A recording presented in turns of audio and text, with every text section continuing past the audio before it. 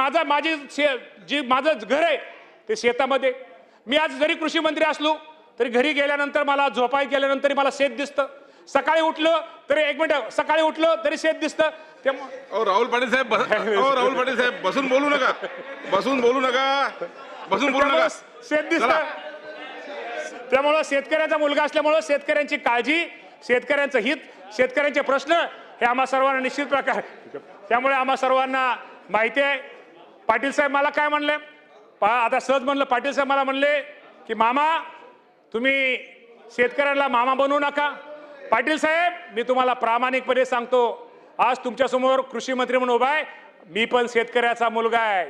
शेतकऱ्यांना काय पाहिजे, शेतकऱ्यांना काय दिलं पाहिजे, शेतकऱ्याच्या अडचणी काय, हा बांधावर माहिती जाणारा हा माणूस आहे. आठवड्यातनं मध्येच मतदारसंघात गेल्यानंतर आजही तुम्हाला मी प्रामाणिकपणे सांगतो, जर मी माझ्या शेतामध्ये गेलो नाही, मी आता शेतामध्ये जाऊन काय करत नाही, शेतामध्ये गेलो, बांधावनं शेती बघितली, ऊस बघितला, द्राक्ष बघितली, डाळिंब बघितली, पेरू बघितला, केळं बघितली, तरच मला आठवडाभर समाधानाची झोप लागते. ती फक्त शेतकऱ्याचा मुलगा असल्यामुळे लागते, किंवा शेतकऱ्याचं हित जाणणारा हा मुलगा आहे. आणि पाटील साहेब तुम्ही म्हणला की राज्याला तुम्ही मामा बनवू नका. हा